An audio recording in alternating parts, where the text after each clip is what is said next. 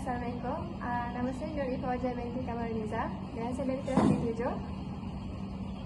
Nama saya Aina Khaira Zulfa binti Muhammad Fazli. Saya juga dari B7. Nama saya Busyra Nafisa binti Mustafa dari B7. Dan saya Asyik Alintekia dan saya juga merupakan pelajar di kelas D7. Okey, jadi apakah topik kita hari ini? Topik kita hari ini seperti semua sudah maklum, kita akan berbincang tentang komunikasi berkesan membentuk guru yang kompeten. Okey, jadi berdasarkan tajuk ni apa yang saudari faham? Saudari faham? Pada pendapat saya, daripada apa yang telah diberikan kepada kita ini, seorang guru perlulah menyampaikan suatu maklumat dengan jelas dan sekaligus mempunyai nilai yang kompeten dalam suatu perkara. Seperti yang kita semua maklum, kompeten ni bermaksud macam seseorang itu mampu dan berpengetahuan luas dalam sesuatu bidang. Seperti seorang guru perlu mahir berkomunikasi seperti macam kompeten tadi saya kata berpengetahuan kan. So guru perlu menguasai silibus itu dengan secukupnya supaya dapat menyampaikan maklumat yang tepat dan mendalam kepada pelajar. Betul. Guru ni kena ada kemahiran komunikasi lah, sebab dia kan seorang guru, dia bukan sahaja menyampaikan ilmu, tapi dia juga membimbing pelajar untuk bercakap dekat khalayak ramai. So kalau seorang guru tak ada kemahiran berkomunikasi, macam mana dia nak didik murid untuk ada kemahiran berkomunikasi kan? Macam kita sedia maklumkan, kita ada belajar dua, satu komunikasi verbal, satu lagi non-verbal. So jadi guru banyak ni guna verbal lah untuk mengajar murid-murid. Jadi apa yang disampaikan tu dapat, apa yang dia cuba nak sampaikan tu dapat murid faham, dapat murid aplikasikan lah. Betul saudari Aina. Seorang guru juga dia perlu mahir dan menguasai cara mereka bercakap, supaya anak murid diorang dapat faham dan senang memahami apa yang diorang ingin sampaikan. Selain itu, guru juga perlu menerapkan kemahiran bertanya dan menjawab soalan kepada pelajar mereka. Sebab dengan bertanya dan menjawab soalan ini, kita akan memastikan sama ada pelajar tu betul-betul faham apa yang maklumat yang telah kita sampaikan. Sebab bila kita bertanya, macam pelajar bertanya kepada kita soalan yang mereka tak berapa nak faham, so kita boleh terangkan semula. Dan apabila kita bertanya kepada mereka, contoh macam kita mengajar satu subjek sains dan kita terangkan tanya semula, apabila mereka tak macam gelong nak jawab tu, so kita boleh tahu yang budak tersebut kurang faham dan kita boleh jelaskan semula dengan berkesan. Saya setuju sebab komunikasi tu sendiri melibatkan dua hala, melibatkan dua orang. Jadi bila guru tu menyampaikan sesuatu, murid tu mestilah membalasnya. Jadi terwujudlah komunikasi kat situ. Ya, betul tu. So kan kalau guru bertanyakan soalan, dia dapat bantu pelajar juga untuk berkomunikasi. Macam mana cakap lah, guru dengan pelajar dia komunikasi dua hala. So jadi kalau hanya guru sahaja yang bercakap, pelajar tak bercakap, so jadi dia bukan komunikasi dua hala. Apa yang saudara-saudara cakap tu sememangnya betul. So jadi komunikasi dua hala ataupun berhala, ini sangat penting supaya hubungan antara pendidik dan juga pelajar menjadi positif. So guru yang berkomunikasi dengan baik dapat mencipta hubungan rapat dengan murid-murid dan berkesan dalam aktiviti pembelajaran diorang. So bila aktiviti pembelajaran diorang berkesan, murid-murid juga dapat mencapai suatu target guru dalam suatu pembelajaran. Seperti yang saudari Aina cakap tadi, bahasa mempunyai bahasa verbal dan bahasa non-verbal. Bahasa non-verbal itu kita boleh tafsirkan sebagai bahasa tubuh, iaitu seorang guru perlu berkomunikasi dengan menggunakan bahasa tubuh seperti memberikan kontak mata kepada pelajar dan memberikan senyuman agar pelajar tu yakin dan bersemangat untuk menjawab dan memberi tumpuan kepada kita, memberi penerangan kepada pelajar. Okay, saya setuju. Sebab guru tu sendiri perlulah tunjukkan contoh yang baik bagaimana dia berpakaian, bagaimana dia berkomunikasi dengan Lenggok tubuh dia. lenggok tubuh dia. Bila murid jawab, dia mestilah tunjukkan ekspresi muka yang menarik perhatian murid itu, barulah murid itu sendiri suka belajar. Betul tu Saudari Aina. Seorang guru tu tidak sepatutnya bersikap profesional dan membelakangi masalah peribadi dan mengutamakan sisi pembelajaran dan mengekspresi diri secara positif. Betul tu, saya setuju. Sebab seperti Saudari Elsie cakap tadi, kena ketepikan dulu masalah-masalah. Sebab kebanyakan guru kadang-kadang kalau dia ada masalah, dia akan lepaskan dekat anak murid dia. Jadi itu menunjukkan satu perbuatan yang sangat tidak moral lah. Dan bolehlah keluar kata-kata yang kesat, walaupun bukan kata-kata kesat, mungkin kata-kata yang kasar yang dapat melukakan hati anak murid, dan ia akan mewujudkan komunikasi, mungkin komunikasi satu hala sahaja antara guru dan murid tak dapat untuk faham, tak dapat ikut apa yang guru tu ajar. Saya setuju dengan apa yang Saudari Aina sampaikan. Macam yang Saudari Ifah cakapkan, komunikasi ada non-verbal dan verbal. So non-verbal, guru boleh menggunakan isyarat tangan untuk menekankan sesuatu benda yang penting. Jadi bila menggunakan isyarat tangan, benda macam ni akan menarik perhatian pelajar untuk lebih fokus dalam pembelajaran pada hari itu. Saya setuju dengan saudari.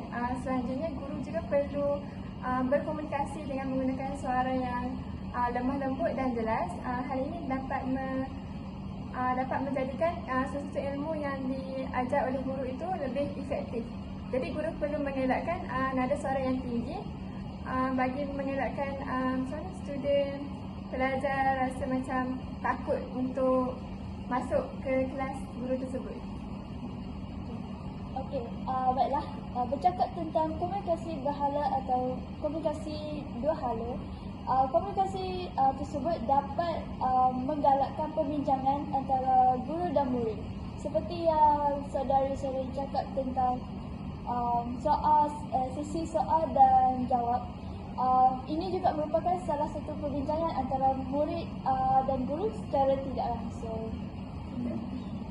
So jadi waktu guru juga perlulah menerangkan sesuatu perkara tu secara berstruktur. Maksudnya dia berkomunikasi tu mengikut turutan dia. Jangan tiba-tiba dia cakap macam ni, lepas tu itu pula cakap pasal bendalah ni pula. Jadi ia akan menimbulkan kekeliruan dan komunikasi tu tak sampai pada murid. Tak faham, tak sampai apa tujuan yang guru tu hendak katakan. Betul tu saudari. Selain itu juga para guru sepatutnya tidak membahaskan perkara di luar sisi pembelajaran, contohnya menceritakan tentang kehidupan peribadi, dan ini kerana ini boleh menyebabkan seperti yang saudari Aina cakapkan tadi, dia boleh menyebabkan kekeliruan semasa proses pembelajaran dan menyebabkan murid-murid hilang fokus dan berasa bosan terhadap suatu pembelajaran. Ya, betul, saya setuju.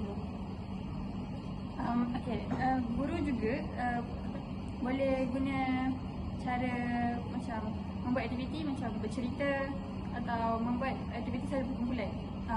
Macam ni, dengan aktiviti ni pelajar dapat meningkatkan mereka punya kemahiran berkomunikasi dan boleh bersoal jawab bersama dengan murid.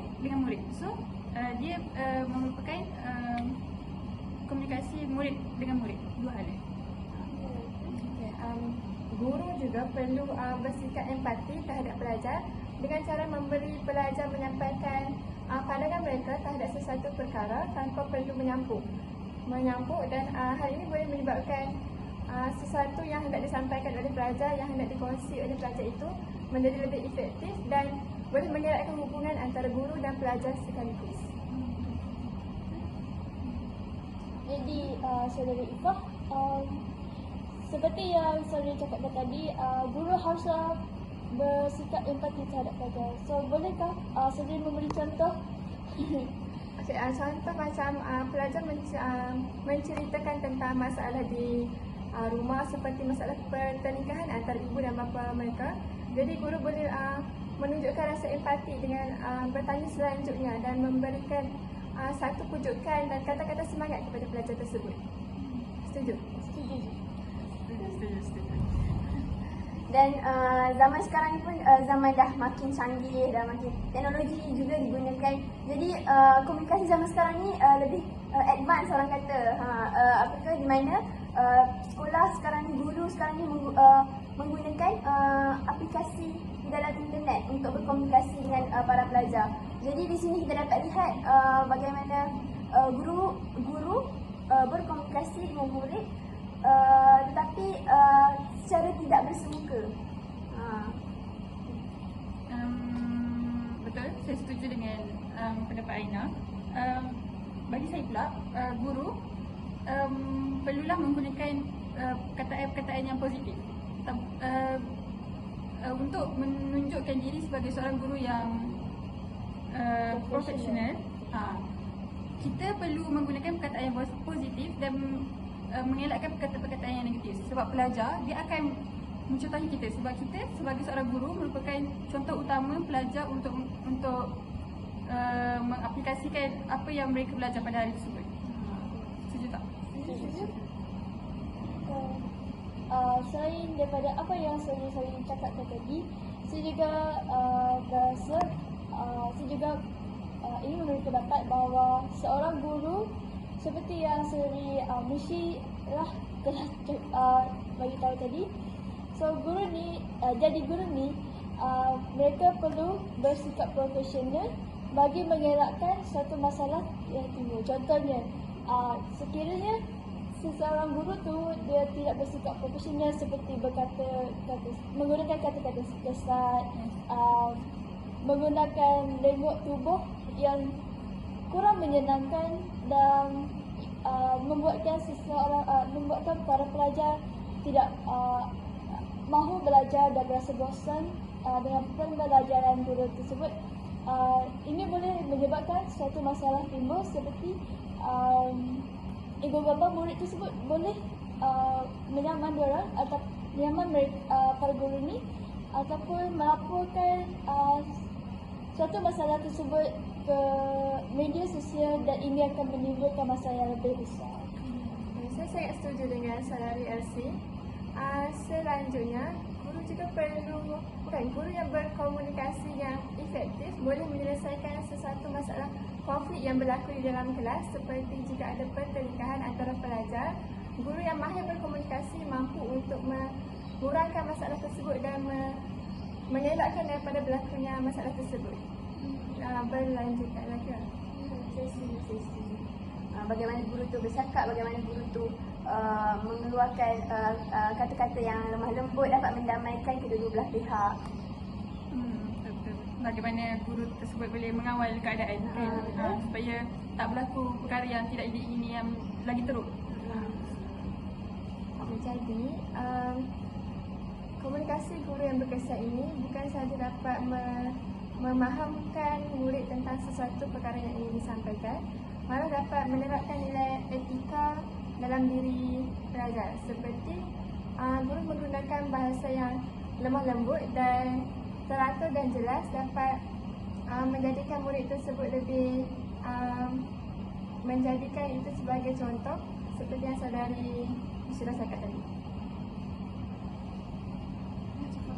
Saya setuju. Okay. Bagi saya,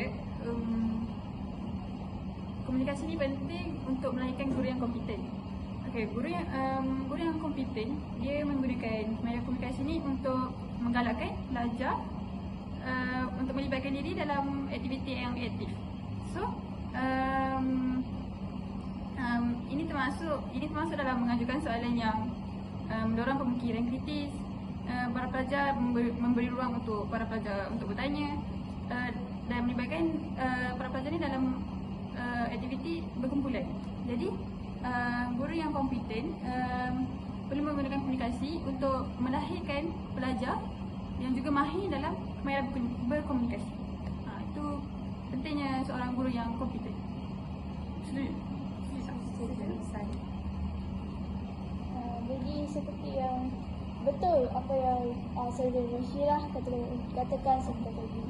Jadi saya ambil sedikit tentang apa yang Saudara Musyirah katakan tadi. Seperti yang saya cakap, perbincangan dalam satu kumpulan itu dapat membuatkan kefahaman antara murid-murid dan sisi pelajar lebih menarik dan interaktif antara para pelajar.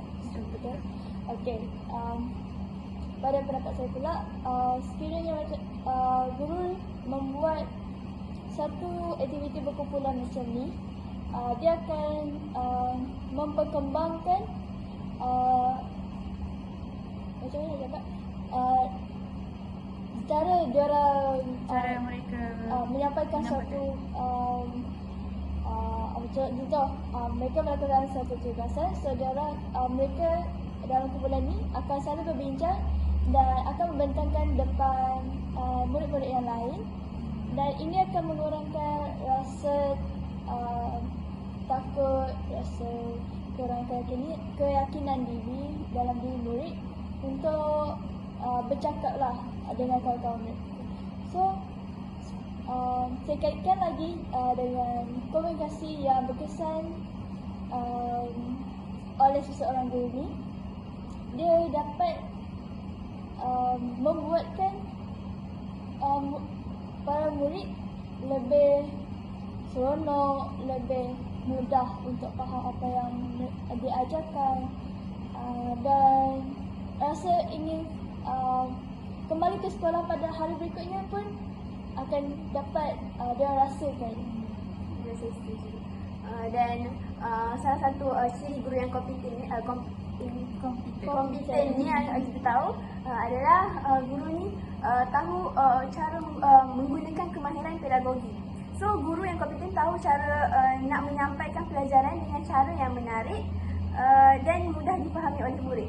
Macam contoh dia buat projek ke, dia buat aktiviti. Macam kita tahu kan sekarang ni kat TikTok kita tengok macam mana guru-guru ni dia pandai nak tarik perhatian murid tu. Macam nak main, dia buat game, dia buat lari-lari, buat eksplorasi ke. So murid tahu macam mana dia orang nak belajar. Dia orang tahu apa yang dia orang nak, apa yang dia orang kena faham, kena belajar. Jadi guru ni juga dia bukannya berkomunikasi macam tu, bercakap saja, dia juga boleh buat macam projek macam kita buat tanam pokok, jaga ikan. Jadi kita faham macam mana kita punya pembelajaran tu bukan sahaja hanya untuk verbal komunikasi ni, pembelajaran ni, tapi untuk berasaskan projek juga.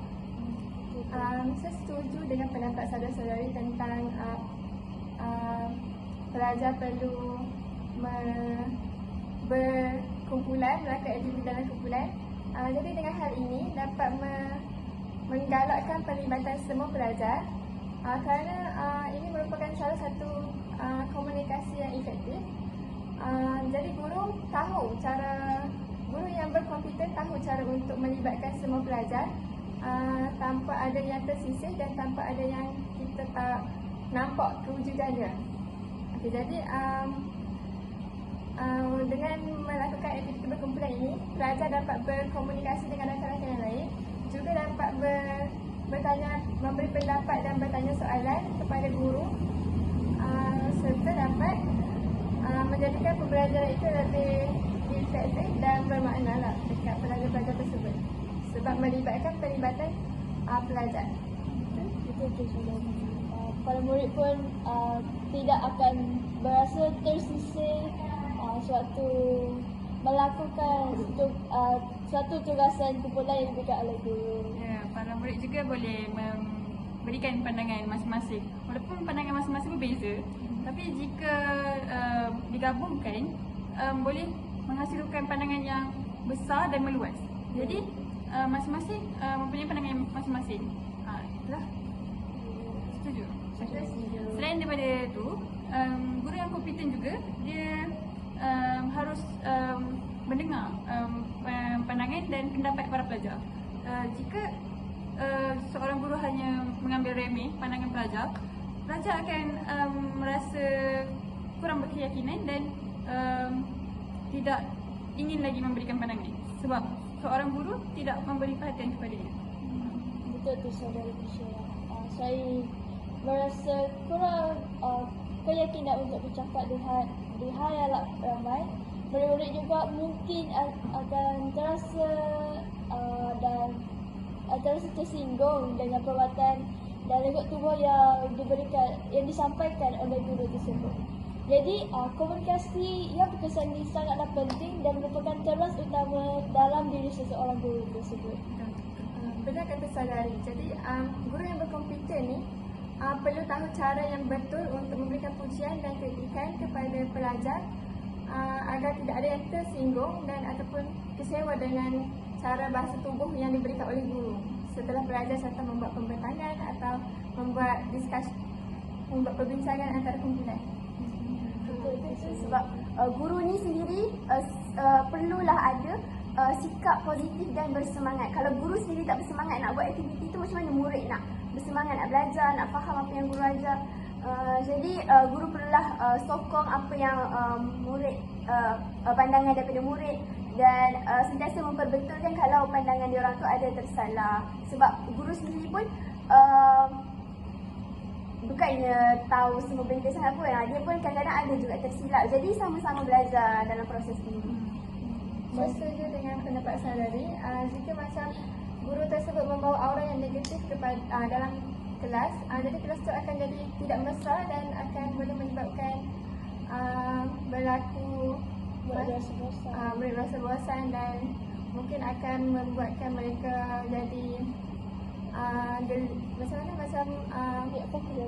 tidak fokus dan macam tadi yang saudari cakap ibu bapa menyaman tu Betul. macam sebab Mungkin akan melapor kepada ibu bapa dan ibu bapa mungkin membuat sesuatu yang tak baiklah. Jadi guru tersebut akan mendapat impak yang negatif apabila dia membawa aura yang negatif di dalam kelas.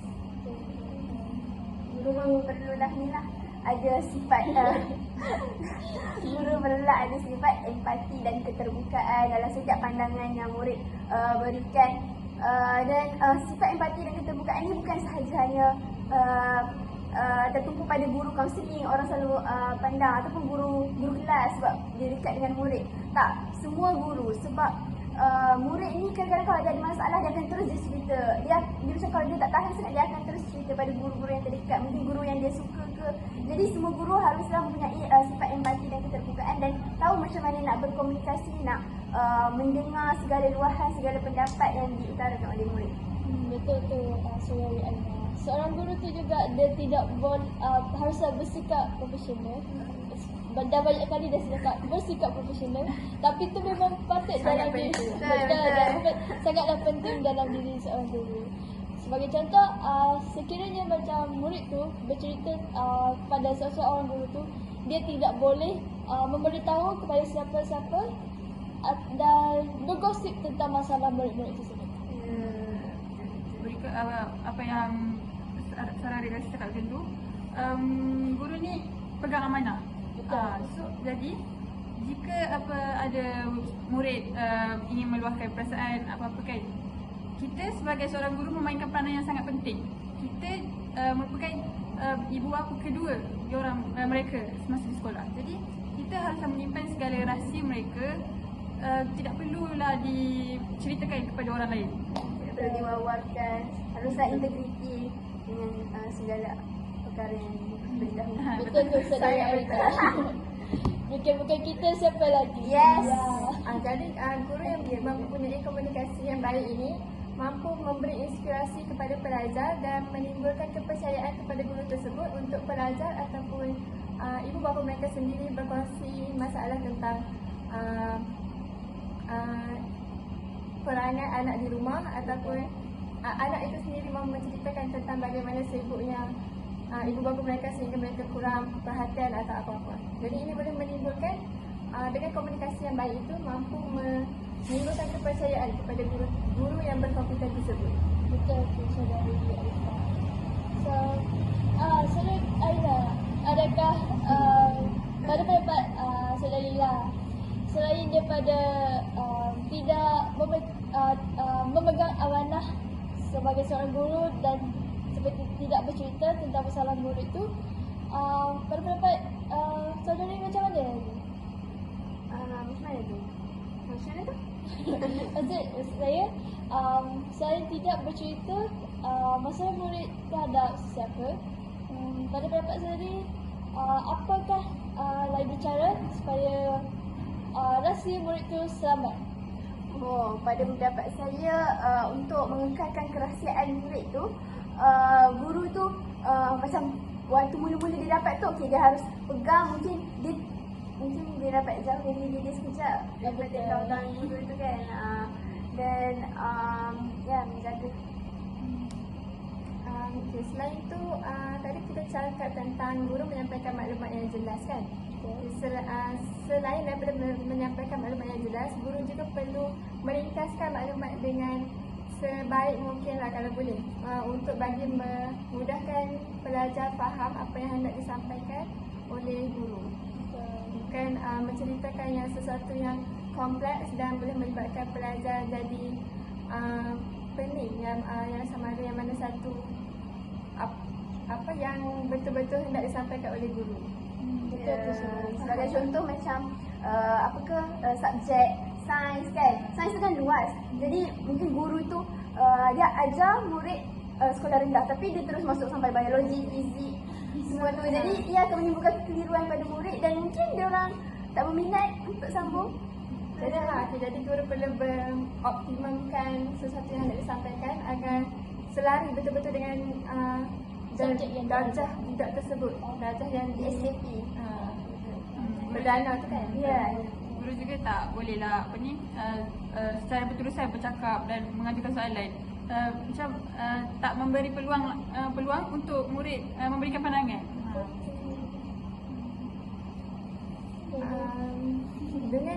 Mendengar dengan teliti juga merupakan salah satu komunikasi berkesan, iaitu guru perlu mendengar dan memberi perhatian kepada pelajar tersebut.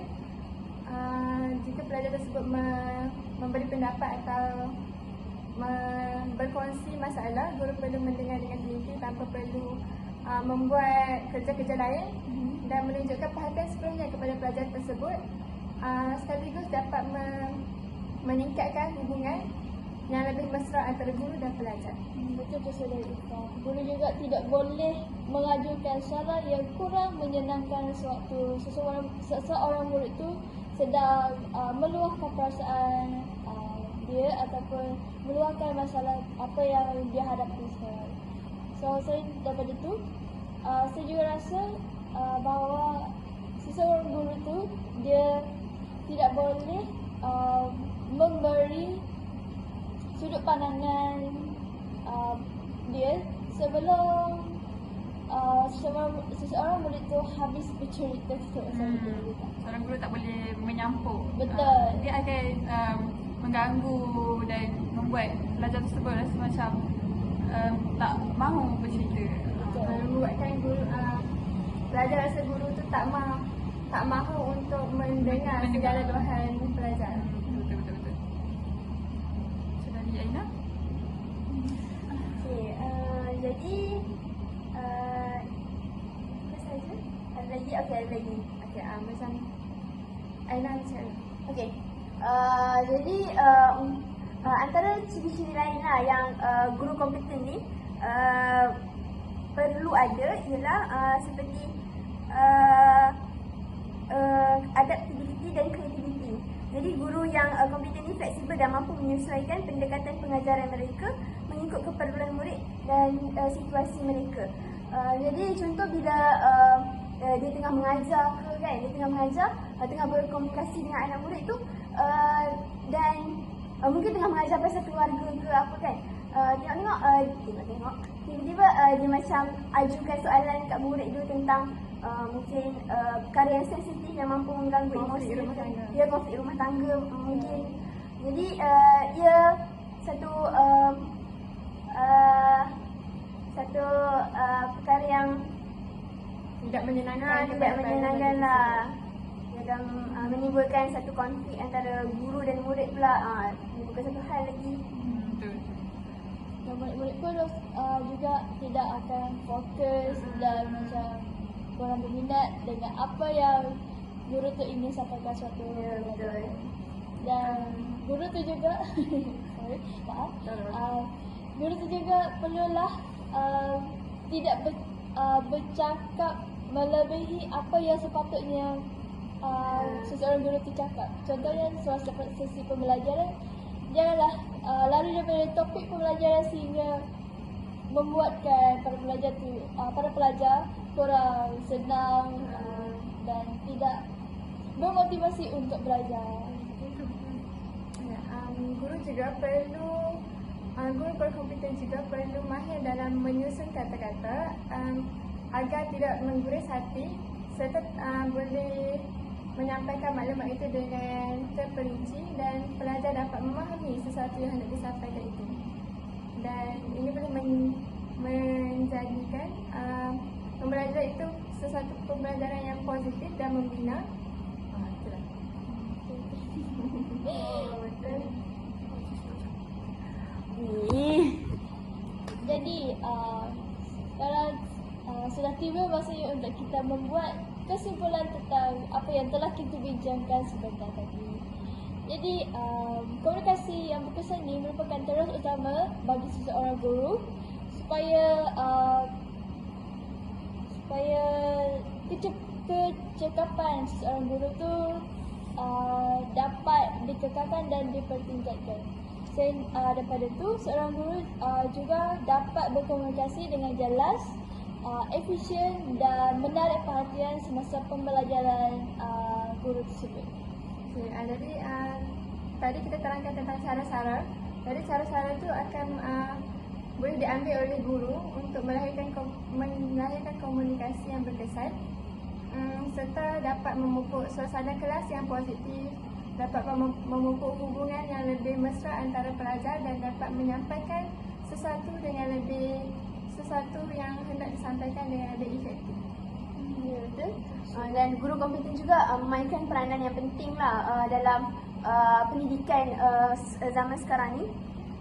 Dan ia dapat meningkatkan lagi kualiti pendidik dan bagaimana dia menyampaikan pembelajaran kepada murid-murid. Komunikasi sangat penting lah.